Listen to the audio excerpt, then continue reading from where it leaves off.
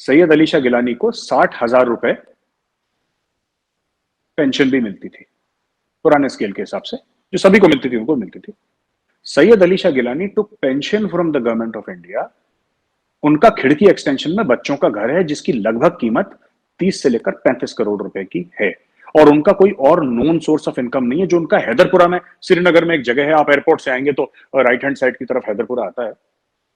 हैदरपुरा में घर, उसकी वैल्यू में छोड़ दीजिए, मैं तो खिड़की एक्सटेंशन दिल्ली की बात कर रहा हूं। ये 60,000 की पेंशन में किसी ने इस तरीके से 30-35 करोड़ का घर खरीद लिया।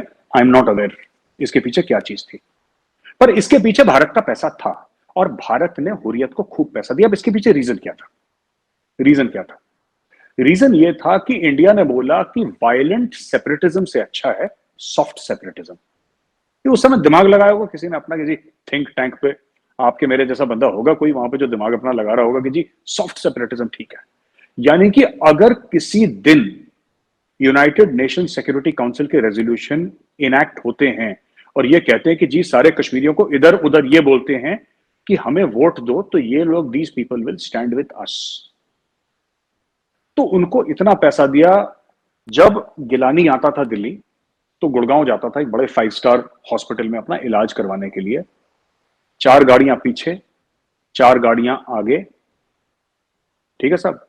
दिल्ली पुलिस के कमांडो अलग, प्रोटोकॉल अलग, और 2-2 से लेकर 3-3 लाख रुपए पर नाइट का जो प्रेसिडेंशियल स्वीट था उस अस्पताल का, उसमें भाई साहब रहते थे 2-3 दिन अपना इलाज करवा के। प्राइवेट चार्टर से आते थे, प्राइवेट चार्टर से जाते थे। अब ये 60,000 रुपए की पेंशन में तो ना हो पा रहा ये सब, ठीक है चीमा साहब। तो इनको हमने भी पाला, इनको आपने भी पाला, और सच बात यह है कि कई साल इन लोगों ने पाकिस्तान का भी बेवकूफ काटा, हिंदुस्तान का भी बेवकूफ काटा, ठीक है। एंड ये कश्मीरी पॉलिटिक्स का, आम कश्मीरी मासूम है, इसमें कोई दो राय है ही नहीं, ठीक है। आम कश्मीरी तो मस्त मौला आदमी है, ठीक है। They are happy, happy go lucky people, उनका ज्यादा कॉम्प्लिकेशन नहीं है लाइफ में। लेकिन Kashmiri politicians, some Kashmiri politicians, वो भी मैं सबकी बात नहीं कर रहा, some Kashmiri politicians are like cobras, ठीक है। इन्होंने पाकिस्तान से भी पैसे पकड़े, इन्होंने इंडिया से भी पैसे पकड़े।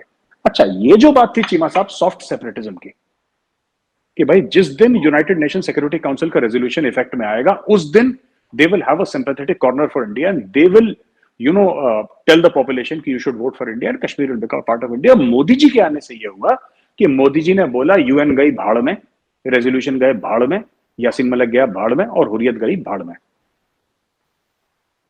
मैं बताऊंगा कि कश्मीर में क्या होगा।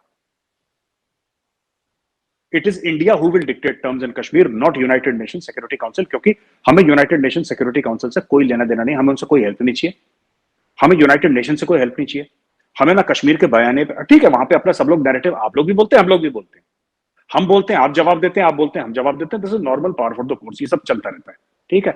लेकिन हमने बोला कि हमें किसी भी, अगर इंडिया को स्ट्रांग बनाना है, भारत को मजबूत बनाना है, तो Bharat has to be self reliant, ठीक है। आत्मनिर्भर भारत, वही वही वाला जो मोदी जी का जो बयान है आत्मनिर्भर भारत वाला, वो it is not only in manufacturing, it is also in emotion, in mentality, कि वी आर अलोन, हम अकेले हैं इस दुनिया में, और हमारे साथ हमारे 10 दोस्त हों, जब बुरा वक्त आएगा तो कोई हमारे साथ खड़ा नहीं होगा। अच्छा, जब 370-35 से हटाया चीमा साहब, तो इन्होंने फिर रफा दफा करा सबको, और टर्निंग पॉइंट आया बुरहान वानी की डेथ से, जो जुलाई 2016 को हुआ था।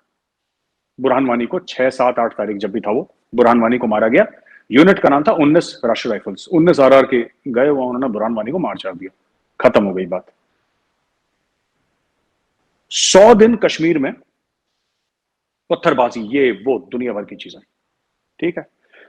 जब ये पत्थरबाजी चल रही थी तो पाकिस्तान में ऐसा लोगों को लगा कि इंडियन गवर्नमेंट के ऊपर बहुत प्रेशर आया है, लेकिन प्रेशर तो था, इसमें कोई शक नहीं है, ये रीडिंग आपकी ठीक थी, लेकिन यहां पे लोग स्टडी भी कर रहे थे, और इंडियन गवर्नमेंट ने एक बार स्टडी कर दी कि 100 दिन का स्टैमिना है, इसके बाद का स्टैमिना नहीं है।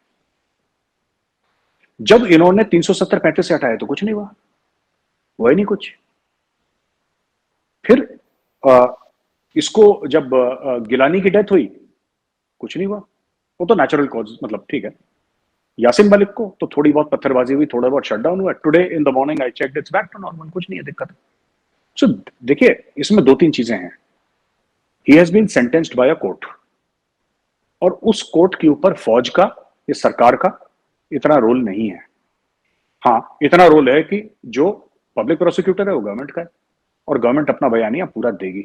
लेकिन ये बंदा जब इसने मनमोहन सिंह साहब के साथ इसने फोटो खिंचाई, आपने देखी होगी वो फोटोग्राफ, मनमोहन सिंह साहब के साथ फोटो खिंचा रही है, ये वो।